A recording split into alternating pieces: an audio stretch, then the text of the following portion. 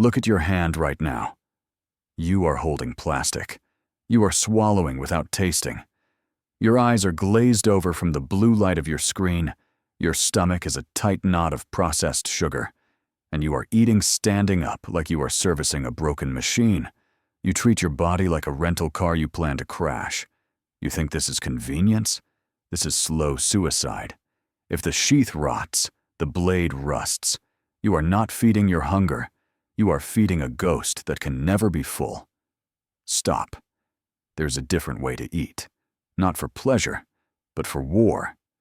The ancient Ronin used a specific ritual called Oryoki to turn a simple bowl of rice into a source of terrifying focus. Put down the phone. It is time to learn how to eat like a king, not a slave. The hour is late. The world is asleep. But you are here, bathed in the harsh, unforgiving light of the machine. You tear the plastic. You swallow.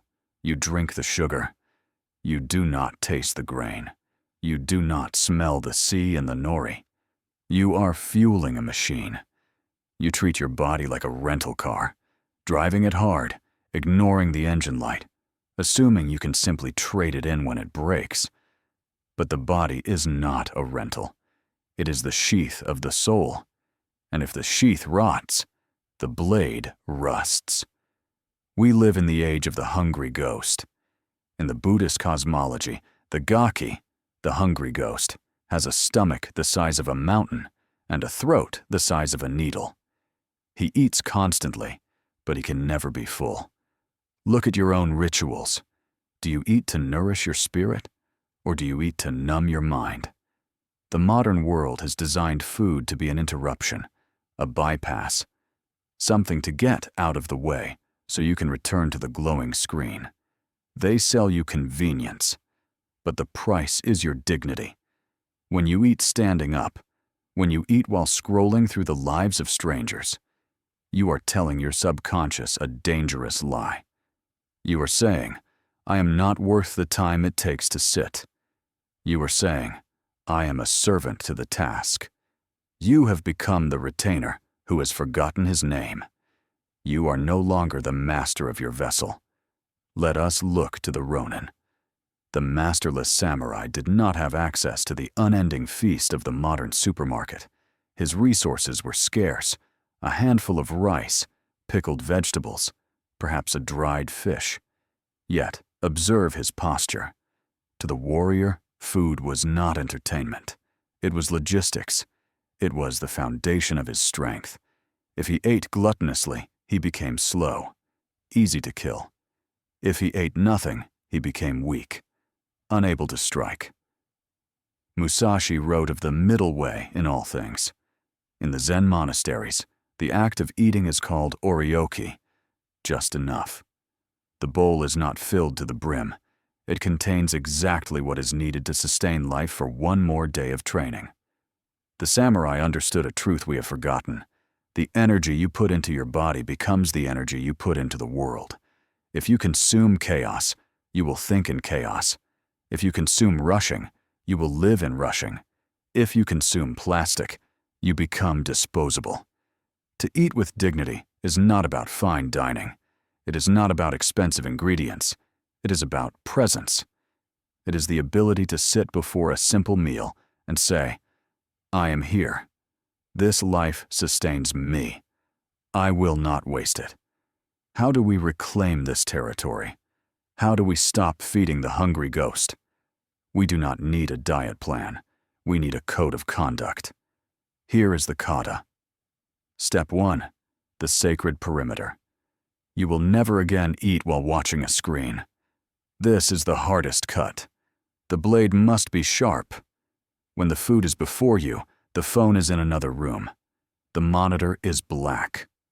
Create a perimeter of silence around your nourishment.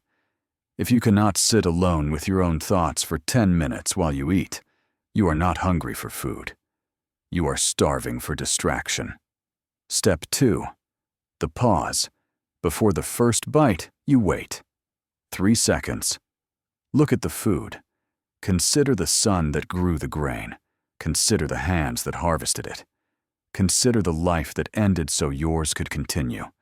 In Japan, we say, itadakimasu. I humbly receive. Say it, or say nothing. But do not begin like a wolf. Begin like a king. Step 3. The rhythm.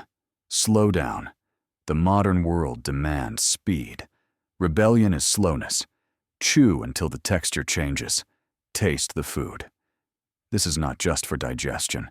This is for the mind.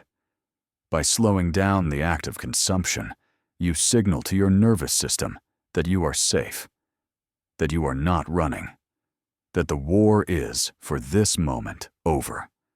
I know what you are thinking. You are thinking about the damage you have already done, the years of sugar, the late nights, the body that feels heavy and slow. You feel shame. Do not waste your energy on shame. Shame is just another form of ego. Look at the bowl. It was broken. But in the repair, it became stronger. It became more valuable. This is wabi-sabi, the beauty of the worn, the beauty of the recovering. Your body is resilient. It is forgiving.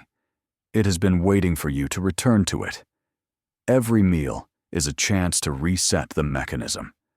Every time you choose to sit, to breathe, and to eat with respect, you are applying the gold lacquer to the cracks. You are not broken. You are simply a blade that needs polishing. And the polishing stone is your next meal. The path of the Ronin is lonely. The world will try to force the plastic back into your hands. It will try to make you rush. Resist. If you are ready to treat this vessel with the honor it deserves, if you are ready to stop feeding the ghost and start feeding the warrior, leave the character Rei in the scrolls below. Rei. Respect. Let it be your vow to never again eat without dignity.